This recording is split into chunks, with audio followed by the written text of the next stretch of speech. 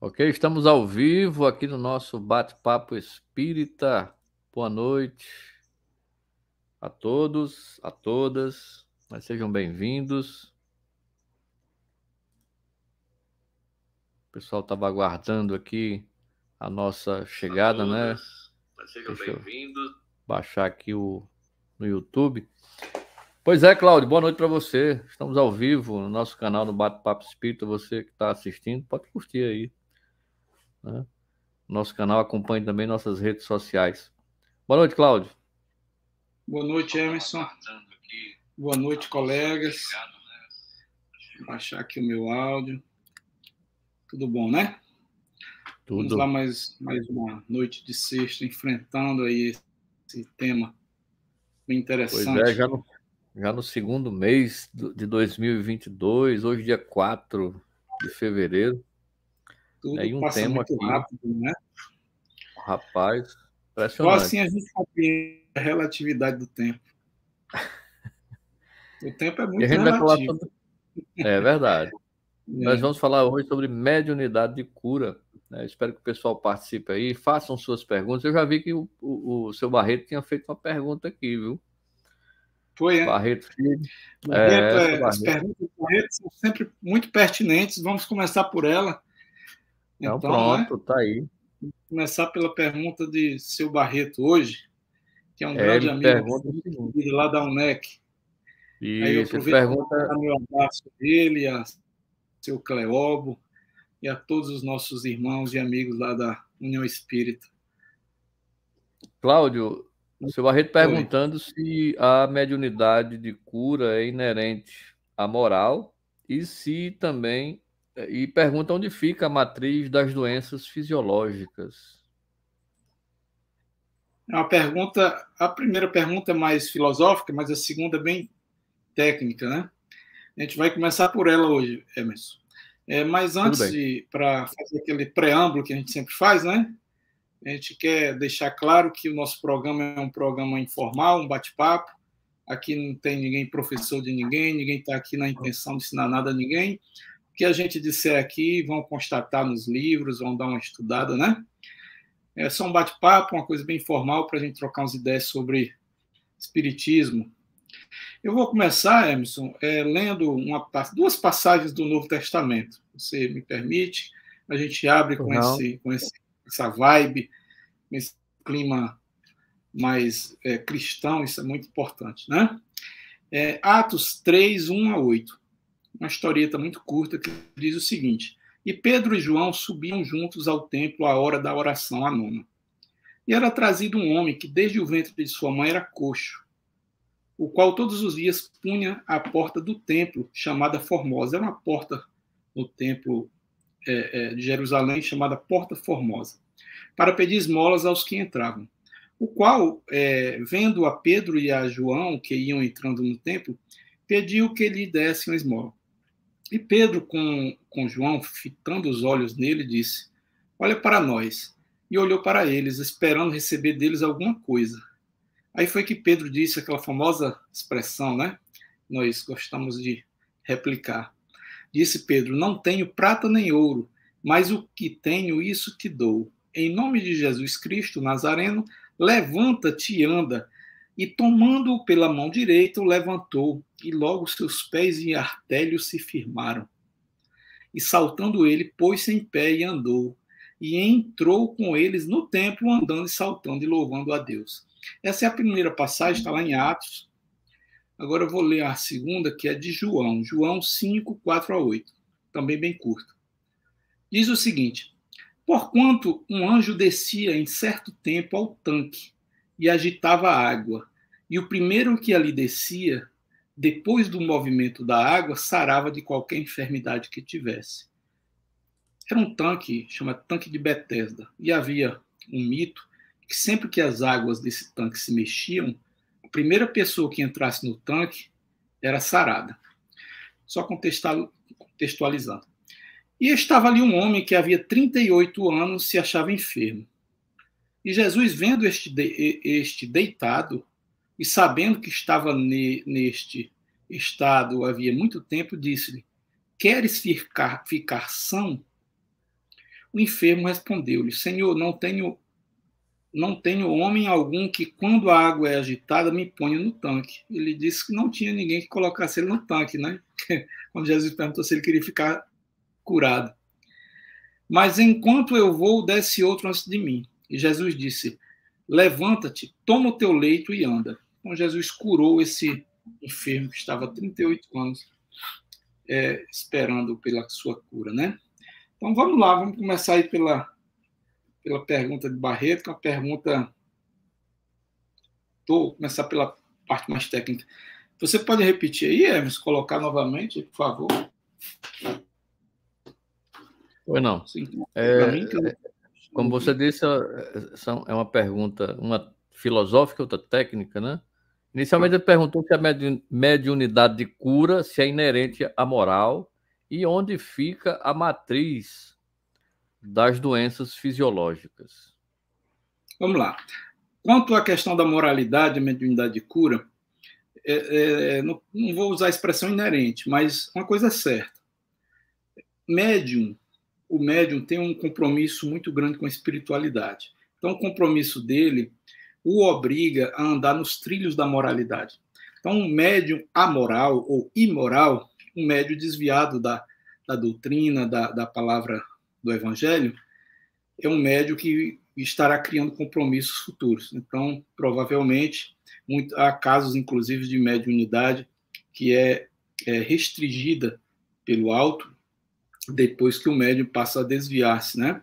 Ora cobrando, ou ora usando essa mediunidade de forma equivocada. Então, a moral é, sim, um característico, né? Um característico não só da mediunidade de cura, mas da mediunidade como um todo. Se você se presta a exercer esse papel, que é um papel do alto, um papel relacionado à luz, importante que o médium esteja agregado aos princípios lianos da moralidade.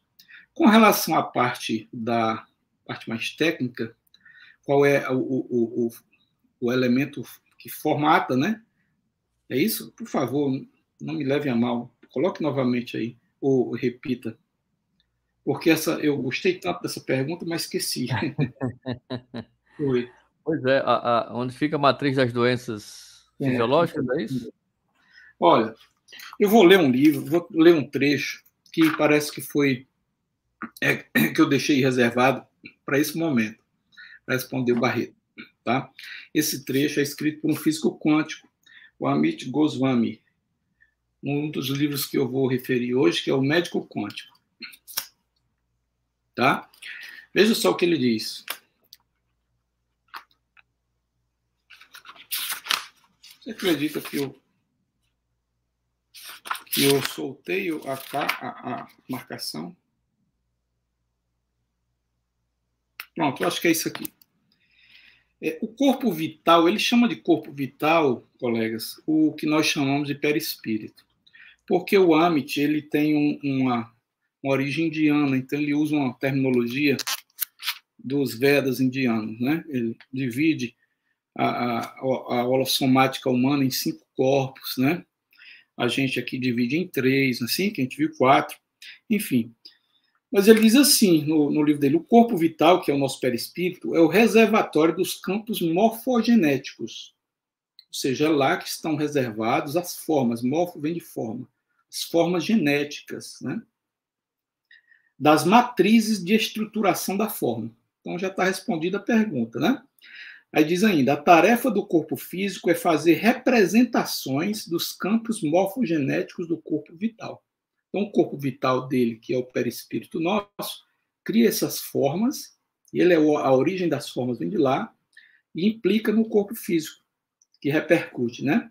A tarefa das representações é realizar funções de sustento, manutenção e reprodução. A tarefa do corpo vital é fornecer matrizes para a formatação de representações. Então, a forma espiritual, genética, vem do perispírito, né? Nós recebemos de lá para cá. A formatação é de lá para cá, né?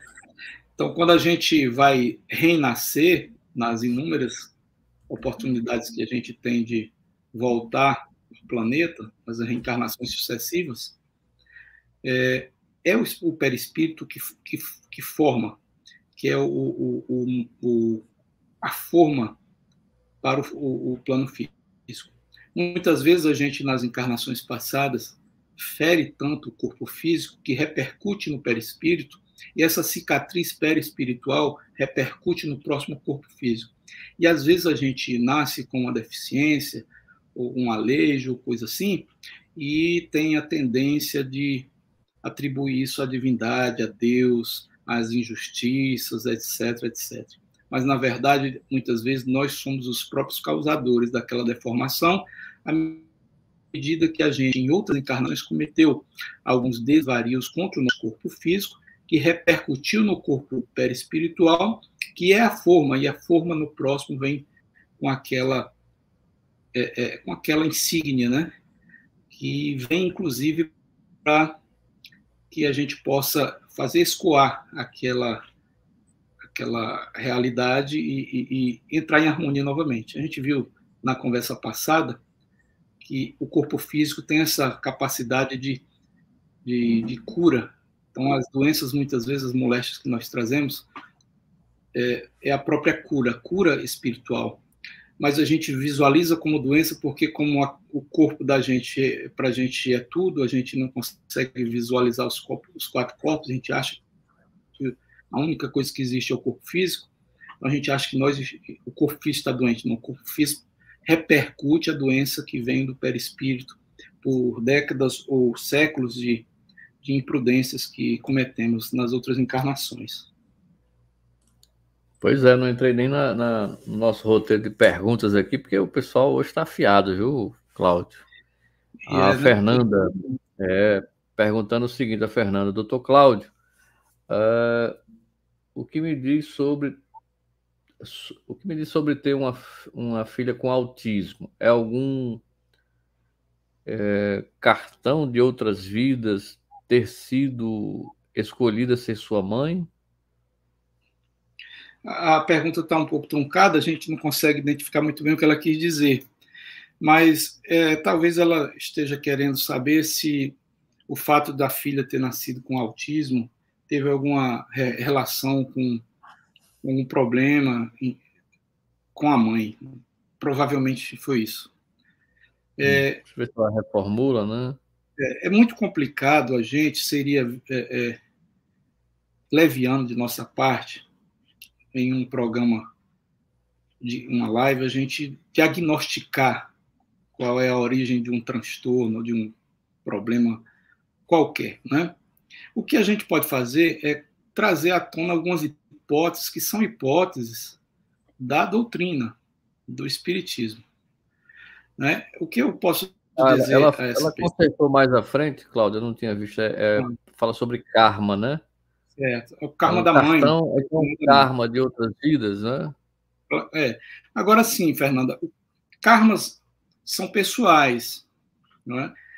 Se eu crio o meu karma, né? O responsável por isso sou eu. Um filho meu não vai sofrer, digamos assim, as repercussões das minhas negligências, né? Isso não acontece. O que pode acontecer, em alguns casos acontece, é que essas duas criaturas que se unem nessa encarnação são criaturas antiguíssimas, de relações íntimas de várias outras vidas, e que por qualquer motivo cometeram algum desvario em uma dessas vidas e precisam reajustar nessa, não é? E às vezes nascem na mesma família e nascem muito próximas para que esse reajuste se dê através do amor verdadeiro. E o amor verdadeiro, mais verdadeiro que nós conhecemos, é o amor de mãe. Então, isso também é uma hipótese. Ninguém pode olhar para o caso concreto da Fernanda, ou de quem quer que seja, e dizer, sem ser leviano, que é isso ou aquilo, né?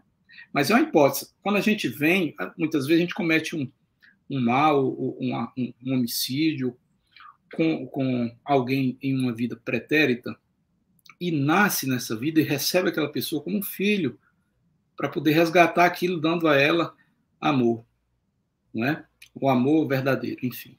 Isso é muito comum. Mas, volto a dizer, leviano dizer que isso é o caso da Fernanda, o que quer que seja. Isso é uma hipótese. Tá? Karma, não. O karma não se transfere de X para Y. O karma, se é meu, é meu. Quem está sofrendo é a criança com o autismo. Dizer que o sofrimento da mãe seria transferir, isso seria até egoísmo. A mãe deve a postura que eu encontro mais adequada e mais consentânea com o cristianismo, é a mãe perceber essa realidade de reequilíbrio de alguma situação anterior, agradecer a oportunidade e dar todo o amor possível a essa criança. Né? Essa vai ser a cura dos dois. O amor puro, o amor de mãe. E vai dar tudo certo. Não há punição nenhuma em receber um filho com autismo, com Down, ou com qualquer problemática dentro do lar. Às vezes é uma honra, é um privilégio. Essas crianças são crianças especialíssimas, com as quais nós aprendemos muito. Né? Então a gente tem que rever esse posicionamento, realinhar esse posicionamento, perceber-se privilegiado por isso e pela oportunidade, eventualmente, de estar corrigindo algum erro do passado e dar o máximo de amor possível. A Fernanda tem outra pergunta aqui. Ela disse que uma amiga gostaria de saber o que ela pode fazer para curar suas angústias, porque ela desculpa, né? Mas não esquece. Ela chega a perdoar, digamos assim, mas não esquece. E não consegue se perdoar propriamente, né? O que ela pode fazer para melhorar? E, olha, angústia é uma sensação, um sentimento muito ruim, tá? É importante, antes de mais nada, e um dos pontos que eu tenho que falar durante a nossa conversa de hoje, colegas, é que qualquer manifestação do nosso corpo físico, nós vivemos encarnados. Então, a gente tem que privilegiar o corpo físico, é claro. Né? Eu sei que eu sou um ser espiritual, mas hoje eu estou encarnado. Então, meu corpo físico, meu jumentinho, como dizia Francisco de Assis, é o que me importa agora. Eu preciso cuidar dele. Né? Então, a primeira coisa que a gente tem que providenciar quando tem algum sintoma, e a angústia é um forte sintoma, é um sintoma bem característico do mal do século, que é a depressão, a primeira coisa é procurar uma ajuda médica. Né? Procurar uma ajuda de especialistas da psiquiatria, da psicologia, enfim, para ouvi-los, né? Para ver se constata alguma patologia de caráter médico, físico, do corpo físico. Em sendo isso afastado, aí a gente passa para a análise do plano espiritual. Ou faz as duas coisas, que é o mais adequado. Né? Verifica sobre o ponto de vista físico e, ao mesmo tempo, sobre o ponto de vista espiritual. Procura estudar, procura engajar-se mais na religião que mais lhe apraz, não é? Seja o espiritismo, seja o catolicismo, seja o protestantismo, seja a Umbanda, enfim. A gente precisa estar inserido naquele meio que a gente se sente bem. Né? Mas o ponto que vai fazer a diferença é o estudo. Abrir a mente e estudar. Né? Não acreditar em tudo que dizem. Sempre que você ouvir uma informação, filtra pela racionalidade. Veja se aquilo faz sentido. Tá? Seja quem for que for dizer isso, em qualquer área da religiosidade, da espiritualidade. Faça sempre isso. Estudar, porque você abre a sua mente estudando e aí vai crescendo e melhorando. E se insira dentro de um movimento qualquer, porque você vai ter o acolhimento da religião, que é importantíssimo. Essa tarefa da consolação, em que os irmãos, seja de que a agregação religiosa tem esse compromisso de acolher, né, e de fazer o bem e da caridade. O espiritismo é uma oportunidade. Se você se compatibiliza com a doutrina, procure um centro espírita, vá assistir às palestras, vá tomar um passe, vá conhecer toda a dinâmica do centro. Muita gente tem muito preconceito ainda, porque associa o espiritismo com outras coisas, né? Com outras coisas que enfim, também não necessariamente são negativos, mas são encobertas por misticismos, e alegorias, e etc, etc, etc. Que o cinema hollywoodiano só potencializa na nossa cabeça, né? Então, Verdade. procure conhecer, abra a mente, vá a tudo isso, veja o que é que você se encaixa melhor e procure viver bem, estar melhor. Angústia não é um bom sintoma. Dilma está pedindo aí para você falar sobre a diferença que existe entre um magnetizador para um médium curador. Vamos lá, vamos respondendo ele. Se der tempo, a gente conversa mais sobre outras questões. Bem, vamos lá. O magnetizador e o médium curador. Essa questão, Edilma, foi trazida pelo próprio Kardec no livro dos médiuns. Salvo engano, é o capítulo 14, lá pela ponto 175, 174, por ali. Capítulo 14, né? No programa passado, a gente conversou um pouquinho sobre isso. No finalzinho, eu disse, olha, o passista não é um médium necessariamente. Não é? Eu disse, o passista não é um médium. O passista é um doador de fluido, é um doador de energia, é um exteriorizador de energia. Isso é um passista. Qualquer um pode ser um passista, claro, se bem intencionado, ciente das suas responsabilidades, porque ele está doando um fluido que está nele para o outro. Eu falei disso aqui quando me perguntaram se o médium doente, o menstruado, se podia. Eu disse, olha, como ele está se sentindo? Ele é o juiz dessa questão. Eu não posso generalizar aqui e dizer que todo médico que estiver com dor de cabeça não pode, todo passista que estiver com dor de cabeça não pode aplicar o passe. Não vou generalizar. A pessoa é que tem que fazer essa análise, né? Então, o passista não necessariamente é um médium. E aí, quando eu digo não necessariamente é um médium, entendam. Kardec disse, todos somos médiums em maior ou menor grau. Eu estou me referindo ao médium ostensivo, aquele médium que tem clarividência, tem psicofonia, né? O médium ostensivo. O médium que tem o acoplamento áurico com as entidades, com as consciências desencarnadas. Esse é o ostensivo. Como todos nós somos médiums, uns mais casca-grossas, outros mais livres desse casca-grossismo, né? Então, tudo entra nesse bolo aí. Agora, o passista não necessariamente é médium. O médium curador pode se valer do passe para curar. É um dos instrumentos que ele usa. O segundo grande instrumento que um médium curador usa para curar, colegas, a gente tem um programa sobre isso, procurem lá no nosso YouTube, um deles está lá, é o ectoplasma. O ectoplasma é a segunda, talvez a primeira no médium curador, de importância no médium curador. O ectoplasma é uma substância física. Né? Nem tudo que a gente não vê quer dizer que não seja físico. Ele é uma substância física, é uma exudação, é um vapor, digamos assim. É um fluido muito sutil, imperceptível aos olhos. Desde que se você coloca numa iluminação escurecida, ele tem uma capacidade fluorescente, ele se apresenta, o ectoplasma. Esse ectoplasma ele é exteriorizado por alguns médiuns, chamados médiuns ectoplastas, pelos orifícios, boca, ouvidos, nariz, tudo for orifício do corpo, o ectoplasta exala. Às vezes o ectoplasta está ali quietinho, começa uma coceira no vidro, uma coceira que não tem explicação, é o ectoplasma saindo. Isso é muito comum, né? Então, o curador, o médium curador, é um médium diferenciado porque ele vem com esse equipamento a mais, tá?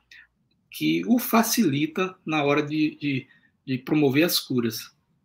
A diferença é que ele tem uma capacidade maior de exteriorizar essas energias e esse ectoplasma. Essas energias que saem do campo energossomático, do duplo etérico, do médium curador, se exteriorizam e atingem, através dos chakras, o assistido, o paciente.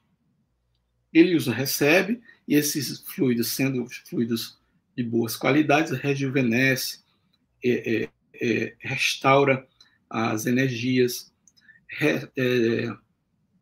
estabiliza a homeostase do organismo físico.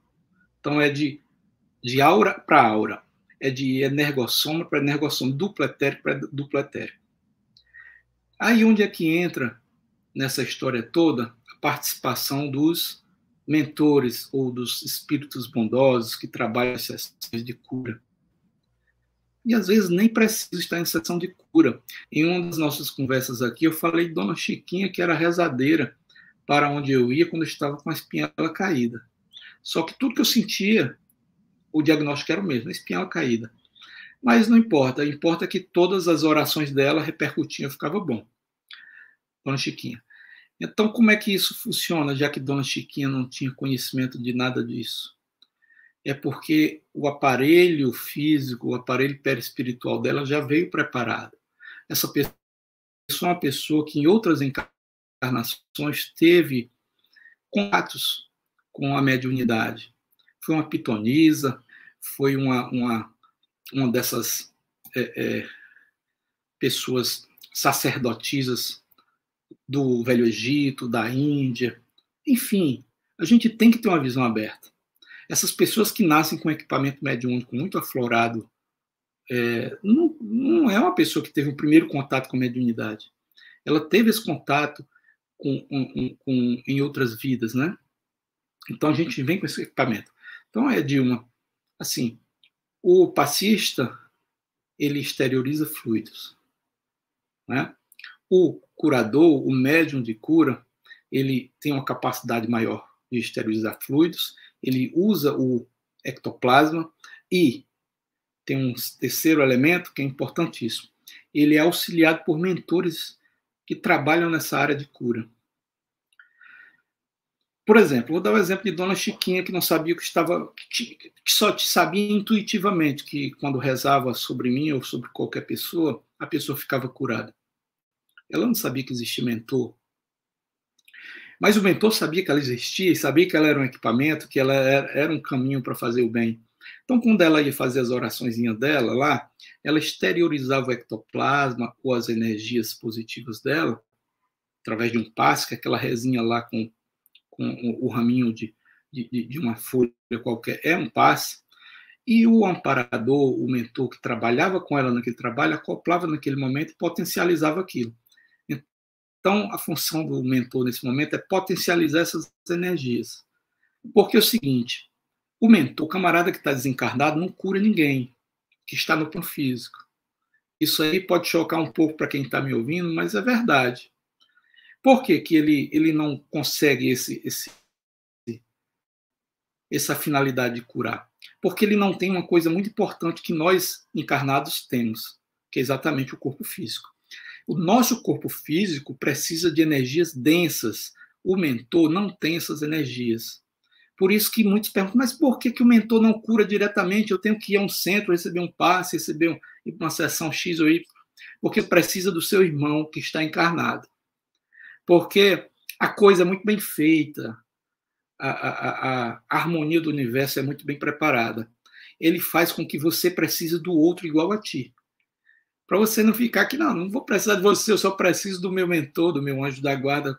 Ele te faz obrigatoriamente querer do outro. Pois é, que mérito teria, né? Se você não pudesse interagir com as outras pessoas, né? Porque tem gente que não gosta, né? Não quer. É só o guia ali, o guia espiritual, o protetor, só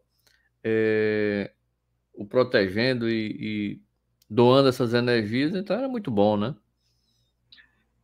Pois é. Onde é que a gente entrava? A gente já não faz caridade, nem essa ia ser feita. Eu achei aqui um trecho. É uma questão de mobilização, né? Isso, de engajamento. Mesmo, de todos, né? Diz aqui o Livro dos Médiuns, lá naquele capítulo que referiu aqui o trecho. Diga. Não, tudo bem, a Jaqueline perguntando. Ler. Você vai ler logo aí? Vai lá, então leia. 5 linhas, só para fechar, né? Diz assim, então, todos os magnetizadores são mais ou menos aptos a curar, desde que saibam conduzir-se convenientemente, ao passo que nos médiuns curadores, a faculdade é espontânea, e alguns até a possuem sem jamais terem ouvido falar de magnetismo. Esse trechinho responde, em poucas palavras, a pergunta da Edilma. Pois é. Que eu passei aqui 20 minutos enrolando, tentando. Né? Esse trecho é do capítulo 14 do Livro dos Médiuns. Qual é a próxima aí? A Jaqueline faz uma observação interessante. Um médium, né, que cura, tem necessariamente conhecimento. Oi? Cortou? Coloca na tela para a gente ver, que eu não consigo ver aqui. O médium que cura não tem necessariamente conhecimento médico de anatomia anterior dessa ou de outras vidas? De anatomia. Tem nada. Tem não. O médium curador, às vezes é um camarada analfabeto. Como é o caso da Dona Chiquinha, que deu o exemplo. Eu sou o resultado de um. Eu sou o resultado de um. Só estou aqui por causa de um curador. Porque a minha avó paterna, Elvira, ela, ao casar-se, teve um aborto aos 3 meses e passou 10 anos sem procriar. Olha que história impressionante. Isso em 1936, certo? No sertão da Paraíba. E lá na pequena fazenda, vou resumir a história rapidinho. Naquela pequena fazenda lá na Paraíba, passava muito aqueles andarilhos. E um dia passou um andarilho que encontrou-se com a moradora lá da fazenda dela, e ele tinha capacidades de reza e tal. E a moradora disse: olha, minha patroa lá, ela vive acamada há anos sem poder ter filhos. Recém casou, teve um aborto, 10 anos sem filhos. Ele foi até lá, meu avô permitiu que ele entrasse, um andarilho daquele com saco nas costas. Tá aí o Valdemir que não me deixa mentir. Aí ele pediu um pedaço de pano virgem, um pouquinho de pó de carvão, fez uma reza nela, disse que faria outra no outro dia, fez no outro dia e disse: olha, daqui a 9 meses eu volto para tomar o chamado mijo do menino, né? Olha essa. E assim ele foi, 9 meses depois ele voltou para tomar o mijo do Valdemir, que está aí assistindo a live. Foi o primeiro dos filhos dela. Mas o mais interessante, Emerson, foi que ele ainda disse: olha, você vai ter 10 filhos. Desses 10, 9 sobreviverão, um vai falecer. Ele contou a história toda. Então, um camarada que não sabia falar, não sabia.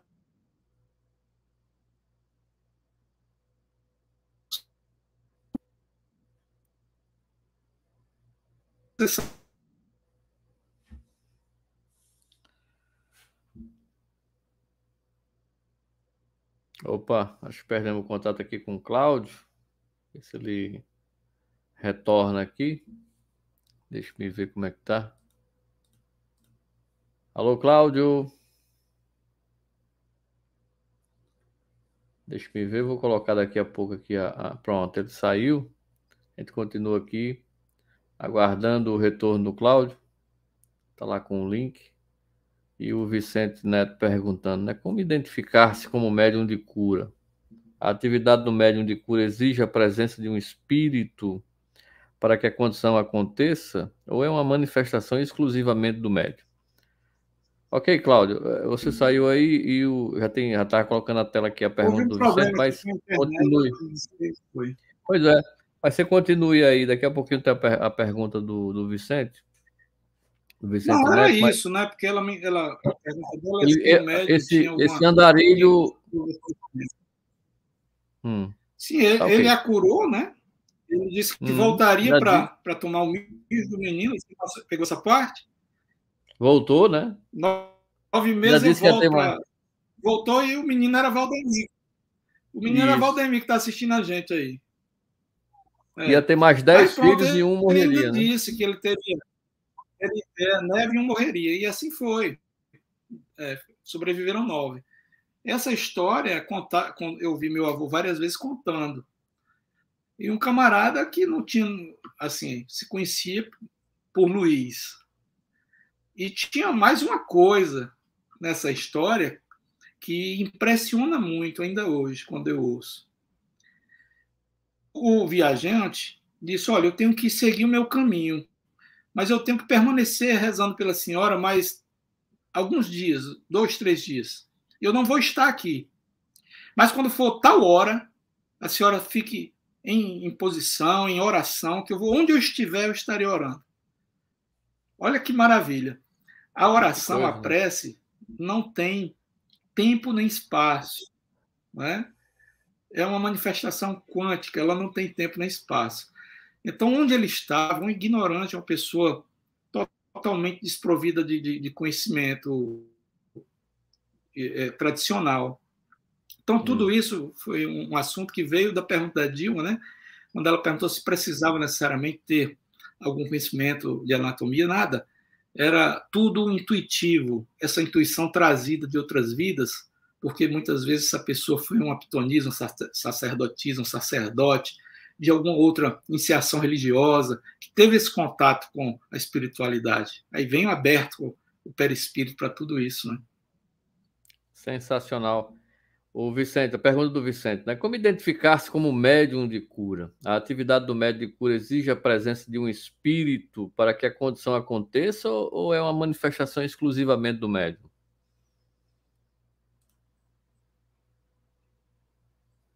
Ok, Cláudio? Sei o que tem uma das duas internets está falhando um pouco, né?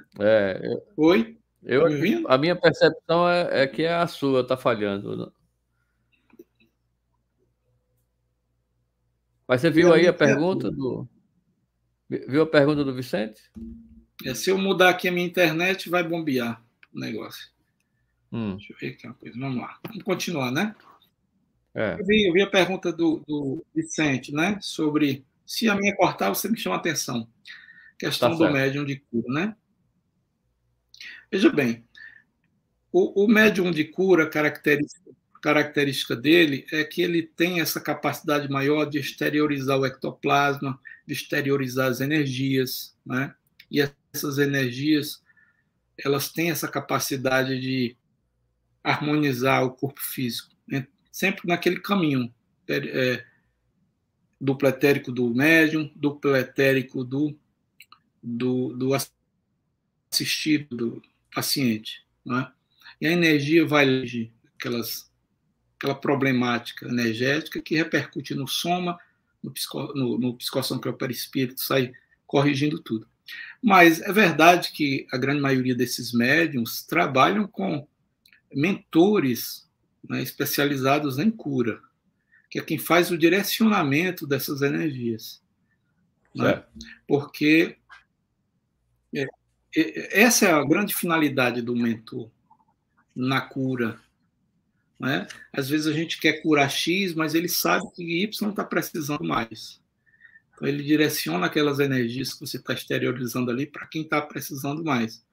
Então ele faz essa administração, porque ele, como está desencarnado, ele tem uma visão total do todo. A gente encarnado aqui, a gente quer direcionar específico um determinado problema. Então, sim, o médium de cura geralmente tem um espírito superior, um espírito bom, um mentor, conduzindo esse trabalho, né? Se valendo dele como instrumento. Então, o trabalho é do mentor. A gente é um instrumento, é uma mini peça dentro desse mecanismo todo. Isso é a realidade.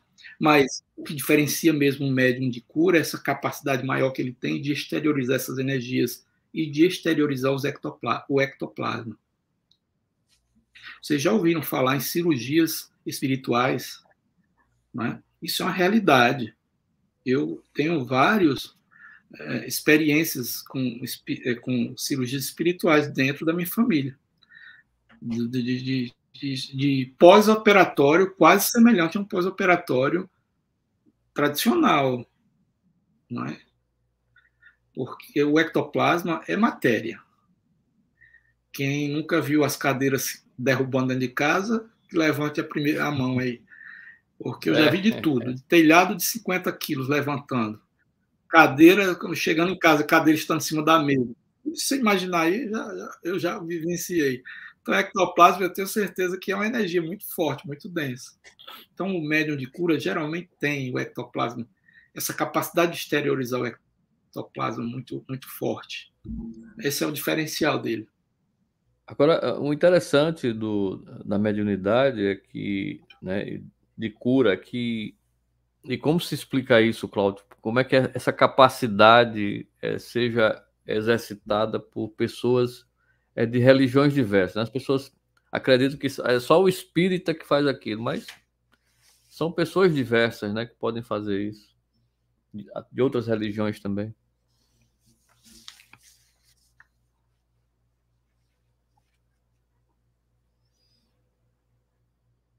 Ok, Cláudio? Acho que deu uma fugidinha aqui a internet do Cláudio. Então, daqui a pouquinho, o seu Valdemir já estava colocando aqui, né, sobre essa história do andarilho, analfabeto e sem conhecimento, possa curar através de suas simples orações e passes uma mulher que após um aborto espontâneo fica doente por 10 anos e a capacita, né? Então foi isso que o Cláudio relatou há pouco, escutando do próprio avô essas histórias, e está aí. A prova viva está aqui conosco, acompanhando, já deu palestra aqui, também participou do Bate-Papo Espírito, o seu Valdemir. Deixa eu ver se o Cláudio volta aqui. Se ele está falando comigo aqui. Pronto, ele vai voltar agora. Opa, já voltou contra a internet. Rapaz, eu tive que ir para o celular, porque deu errado aqui. Tá ótimo.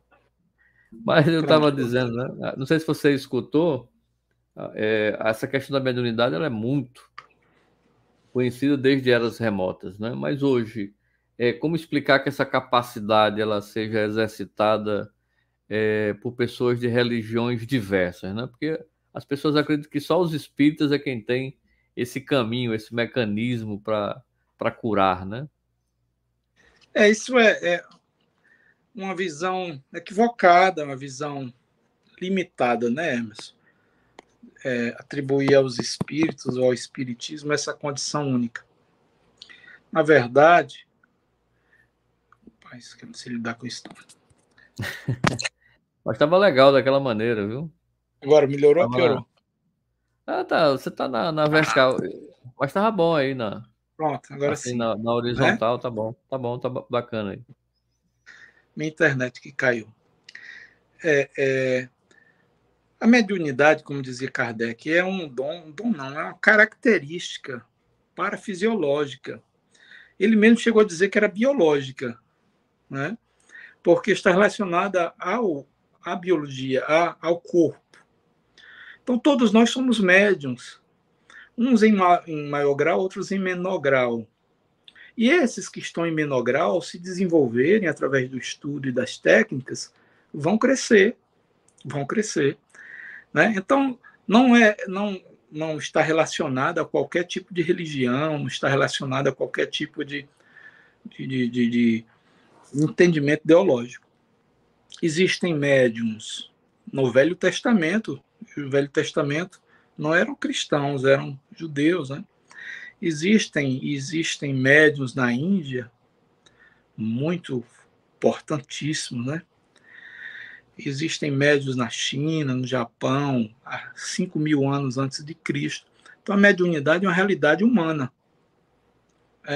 Desde que Moisés encontrou com Deus naquela montanha, aquilo foi um fenômeno mediúnico. Não é? Aquilo foi um fenômeno mediúnico. Então, nós temos a mediunidade é uma característica humana, não está relacionada a uma religião. Isso é fato. A questão é que o espiritismo trabalha com isso de forma muito direta, né? Desmistifica e considera. E algumas outras religiões incorporam mediunicamente, mas negam a mediunidade, o que é estranhíssimo.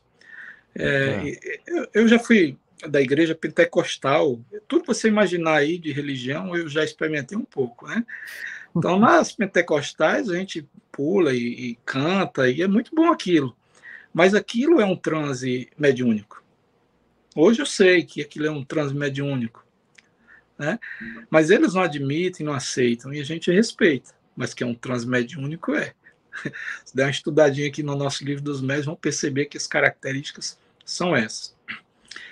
Quanto ao ectoplasta, só para não esquecer de dizer uma coisa interessante, naquela pergunta, acho que foi do Vicente, o ectoplasta, ele tem de forma natural, as torneiras de ectoplasma no corpo físico e perispiritual dele são ligadas na vazão máxima. Então, esse camarada precisa, é uma questão de necessidade, ele precisa doar essas energias. Toda estagnação dessas energias causa adoecimento nele.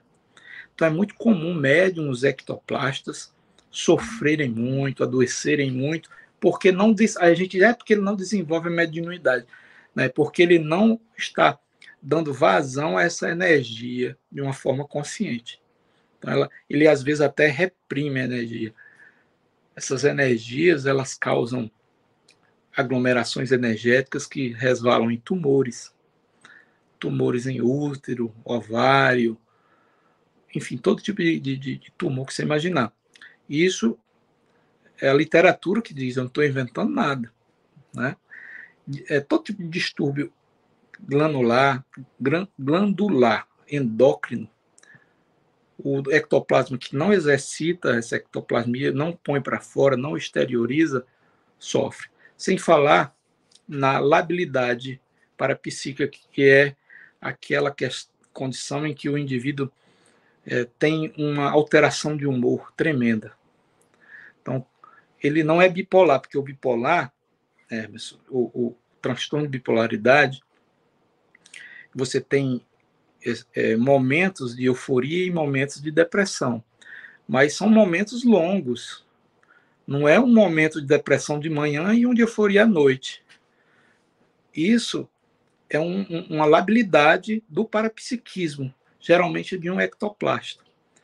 Ele tem alterações de humor muito facilmente, porque ele assimila as energias do ambiente, das pessoas, muito facilmente, e não sabe o que fazer com elas. Na verdade, ele não tem nem lucidez do que está assimilando, para colocar isso para fora.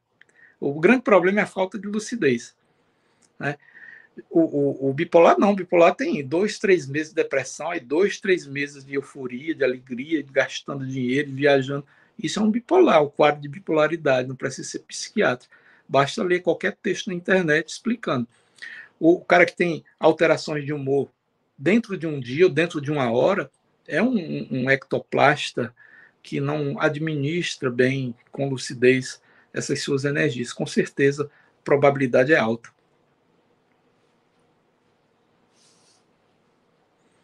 Teu áudio está desligado. Opa, tá. Estava desligado. O N. Amara pergunta: desde muito cedo tenho essa vontade de aprender, entender melhor a doutrina. Pode ser um sinal de algo? É com certeza, Obrigado. não pode não. É com certeza um sinal de algo. É um sinal, é o Enya, né? De que você já vivenciou coisas assim antes. A gente nasce com essa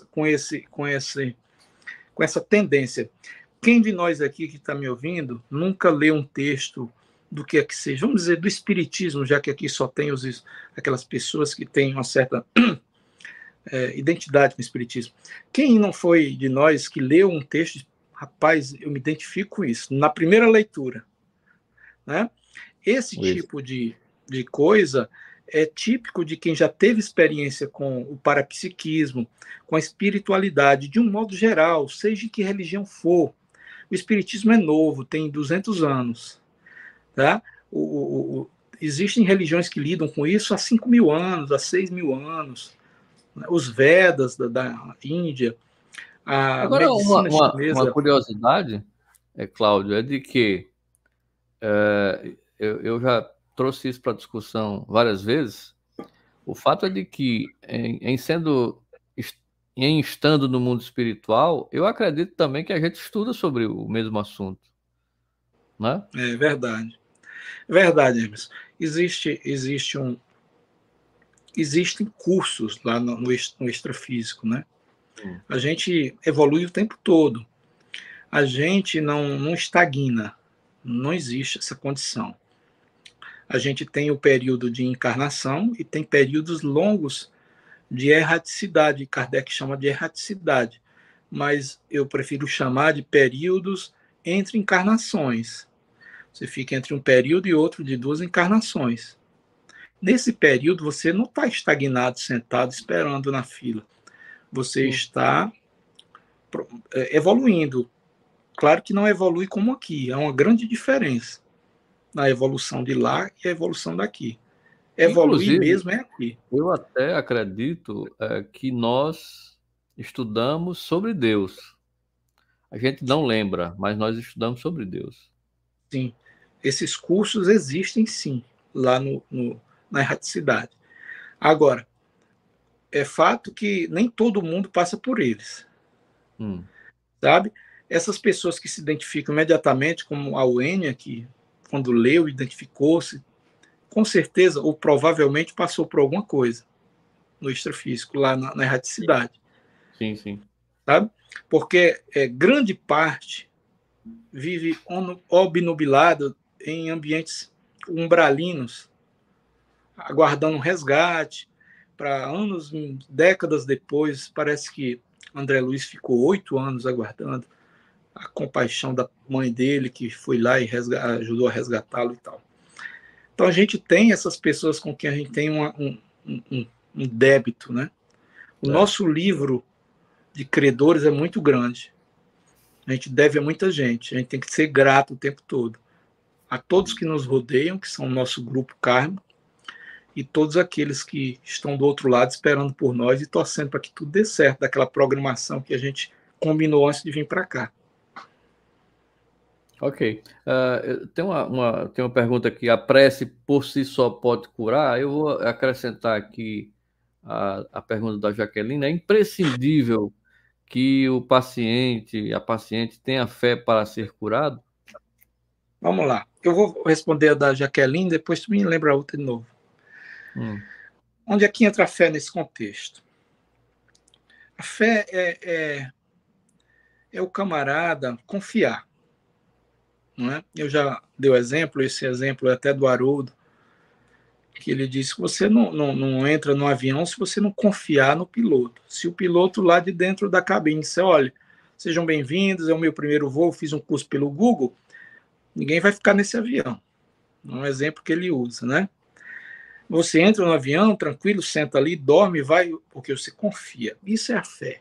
Em de fides, que é fidelidade, que é uma espécie de confiança. Né? Mas aí eu vou mais fundo na questão da Jaqueline, que é o seguinte, Jaqueline, e eu não trouxe o texto à toa. O segundo texto que a gente leu hoje, e que se refere a Jesus curando o coxo de 38 anos, salvo engano, que estava às beiras do lago de Betesda, aguardando alguém que o levasse quando as águas se movessem, não é assim? Jesus pergunta ao doente, você quer ser são? Você quer ser curado? Veja que o mestre, que era um Cristo, não violou o livre-arbítrio do camarada. Ele perguntou qual era a intenção dele, se ele desejava a cura. Tá? Então, a fé é importante, a confiança é. Né? Até para que você se submeta àquelas energias. Porque se você não tem fé, você bloqueia, as energias vão e voltam. Repercutem voltando, né? Você tem que... A fé nesse sentido de aceitação, de assimilação, de estar sujeito àquilo com naturalidade. E lembrar sempre que o próprio Jesus, que foi o mestre, um Cristo cósmico, um governador planetário, respeitou o livre-arbítrio daquele homem que era... Nem nome tem, o evangelho não traz o nome do camarada, estava às beiras do lago de Betesda tentando uma cura através de uma muleta, de um misticismo, né? Você quer, mesmo assim, sabendo que ele estava ali, é óbvio que estava ali para ser curado, que todos estavam para isso. Isso. E por isso, colegas Jaqueline e Emerson, Jesus não curou todo mundo. Imagine, tinha uma multidão de 10 mil aleijados, cegos, coxos, leprosos, seguindo Jesus. O Evangelho não diz que Jesus curou 500 pessoas de uma vez, 1000 pessoas de uma vez. Não existe isso. O Evangelho pontualmente faz referência a uma cura ou outra de Jesus. Tem várias, mas é Aí pontual. você chega num ponto interessante. Esse pessoal que Jesus curou, eles tiveram essa missão de vir, né, e se redimir do que fizeram e justamente tiveram essa oportunidade do encontro com Jesus, estavam em suas missões, né? Interessante isso.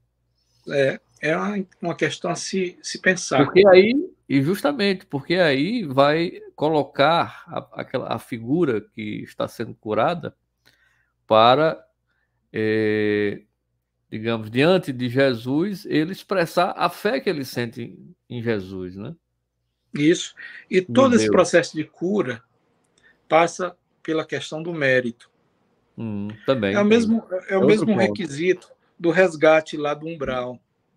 Sim. O camarada, para ser resgatado do umbral, precisa ter Não mérito. era só um encontro com Jesus, ele tinha que ter aquele mérito também, né? Ter o mérito. Né?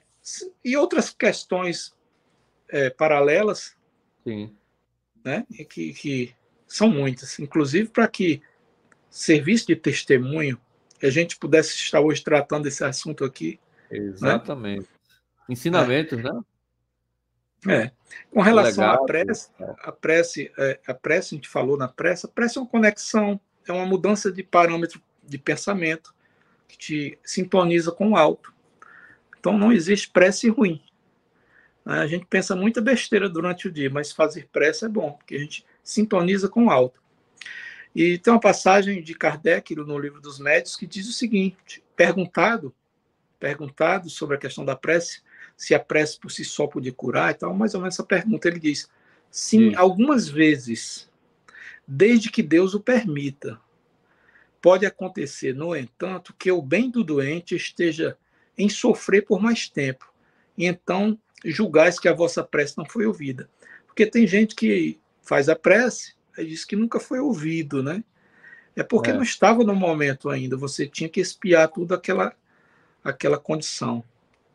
Então não adianta a prece, quer dizer, adianta a prece sempre, mas ela não vai curar por si só, porque você ainda precisa passar algum tempo até expiar aquela condição de vidas passadas. Olha, a Janine pergunta aqui como explicar um casal que se mantém estéril, né?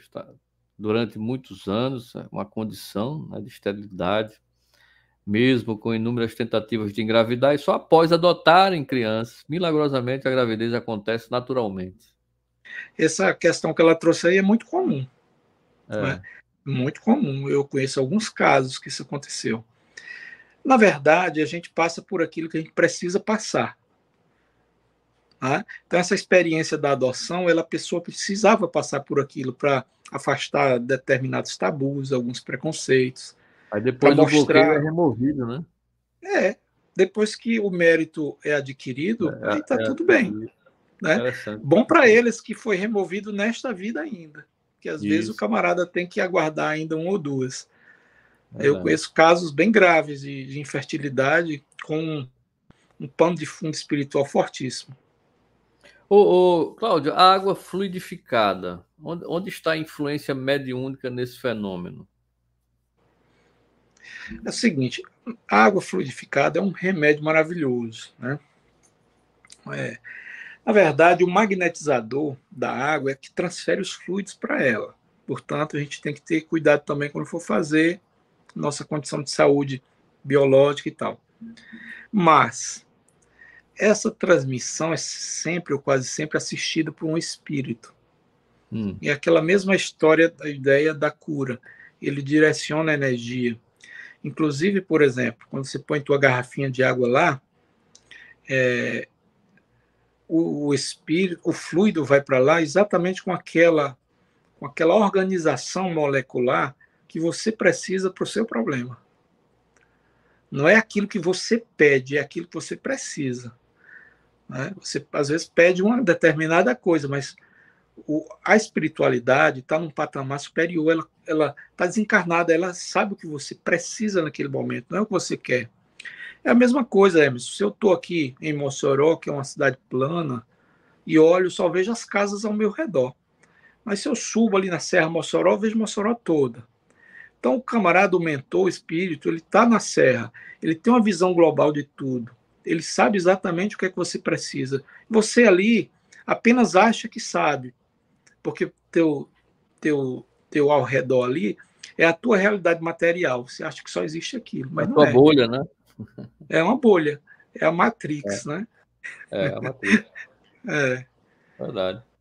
Agora, nesse contexto das curas espirituais, que já falou muito sobre as curas, onde entra a medicina tradicional? A medicina tradicional é aquele primeiro caminho, Hermes, que a gente precisa Hum, sempre procurar, porque ela, como existe, ela é uma dádiva da divindade, não é? Foi, é também uma criação de Deus, a ciência, a medicina. Então, nós temos que nos valer desses instrumentos, é claro. Então, adoeceu, está com depressão, está com qualquer coisa, é espiritual, não, olha, vai ao médico. Muita gente que me procura para conversar, meu primeiro conselho é esse: procura ajuda médica antes de mais nada. Isso não impede que você também procure uma ajuda espiritual, mas vai lá, porque às vezes é uma questão que está. O epicentro dela é o corpo físico e não o perispiritual. Ela vai de fora para dentro, não é? Mas cuida dos dois. A grande problemática da medicina atual é que a medicina atual volta os seus olhos para a doença e não para o doente. hum. Esse é o grande problema, né? Será que foi isso E que fez? A gente teve casos, por exemplo, de pessoas que procuraram uma medicina alternativa, Steve Jobs, o Bob Marley, né? Eles não quiseram, digamos assim, se valer da medicina tradicional, procurando uma medicina alternativa, justamente pensando nisso, assim, que há um foco mais no corpo do que no doente. eu acho que sim, eu acredito que sim. É, não ser tão radical também, né? Hum. Não ser tão radical, porque se existe E a ciência, existe foram a erros medicina. que custaram as vidas, né, deles. Pois é. Se existe a medicina, se está aí, é uma permissão divina. Não é um Isso. instrumento para a gente utilizar, né?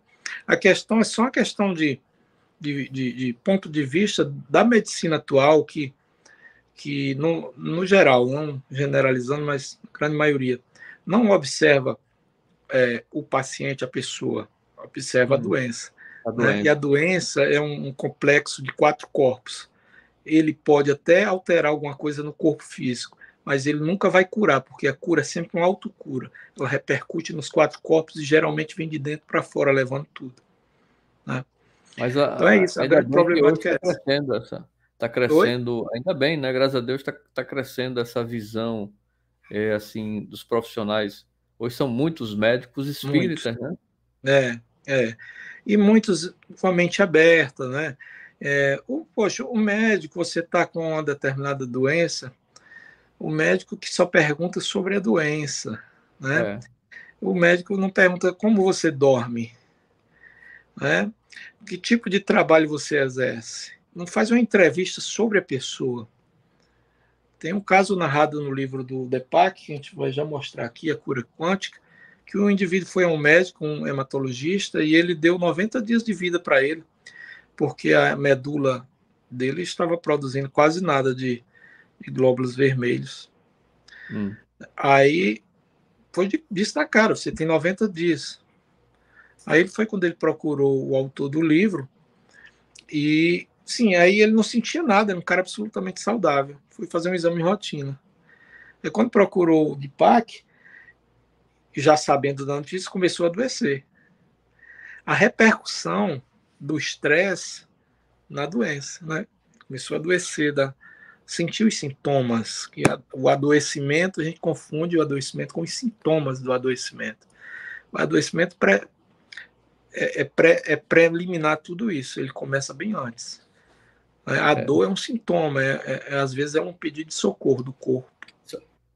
e só para finalizar aqui com essa pergunta da Wênia, né? Ela disse que tem uma amiga que está com a mãe muito mal, com câncer, está internada, e hoje ela começou a ver pessoas da família que já partiram, né? falar sobre isso. Ela já é uma pessoa idosa? Pois é. Olha, nesse momento terminal, sobretudo uma doença tão grave como o câncer, né? Tão Pode agressivo, né? a pessoa é medicada com drogas fortíssimas, pode ser algum fenômeno de alucinação do próprio corpo físico, né? Mas existe, e aí não estou dizendo que é o caso, que o seguinte, quando a pessoa está se desvinculando do corpo, os laços do energossoma, do duplo etérico estão se afrouxando e o perispírito está começando a sair, você passa a estar mais para lá do que para cá. Então você começa a ter a percepção do grupo que o vai receber.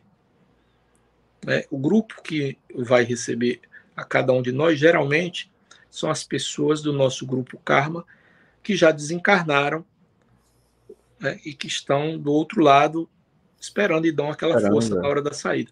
Então, existe esse fenômeno. Não estou dizendo que é o caso dessa senhora. Isso, Né? exatamente. Pode ser uma decorrência da alucinação de algum medicamento. Pode. Cada Pode caso sim é um também. caso, mas que existe esse fenômeno, existe. Pois é, me lembrei agora, li um livro, As Cartas de John Lennon. E no final a tia dele, né, já está, como você disse aí, se separando, né? O perispírito já está bem frouxo. E ela, uma das últimas frases dela diz, ela olha e disse: John, você veio, né? Quer dizer, ela já estava vendo o espírito do sobrinho que É, morreu bem 6 anos antes, né? isso aí. Por, É, ou 16 anos antes. quando nós somos criança, Hermes, a gente também, até os 7 anos, vive mais para lá do que para cá. Exatamente. Não se E quando a completou gente, ainda a encarnação, né? e quando a A gente está encarnação. moribundo, acontece o mesmo fenômeno, mas de uma forma inversa. Isso. A diferença é que a criança, totalmente ignorante daquela realidade, às vezes confunde com um amiguinho imaginário, É, e aquilo para ela é muito natural. Mas como a gente já tem uma certa vivência, quando a gente vê a pessoa, a gente identifica que aquilo é um fenômeno parapsíquico, espiritual, né? Eu conheço casos também de pessoas que viam, né? Mamãe, papai veio para estar aqui e tal, e um dia sim. ou dois depois desencarnavam. Bem, é um alento, né? Porque a gente sabe que a pessoa está sendo acolhida por pessoas amadas. A gente sabe também que a morte não existe, é uma passagem, ela está nesse processo. A morte mais bacana, digamos assim, se é que eu posso usar essa expressão, é a morte natural. Essa morte com essa possibilidade desse fluxo, sabe? Não aquela coisa que você desencarna totalmente inconsciente. Tendo esse fluxo é interessante, porque fica muito natural isso, você é recepcionado, às vezes chega do outro lado com lucidez, não tem medo, né? Porque a morte é indolor. O sofrimento dói muito para chegar até ela, porque o sofrimento é o que destrói o metabolismo do corpo, e esse metabolismo, quando vai a zero, é que causa o desprendimento do energossoma, do psicossoma.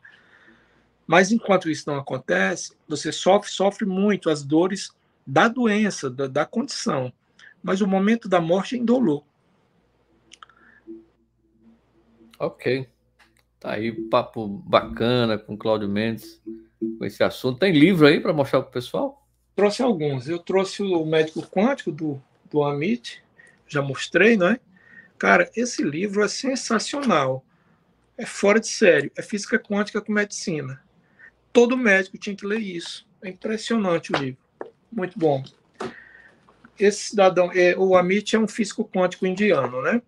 Esse aqui é um médico indiano. A cura quântica.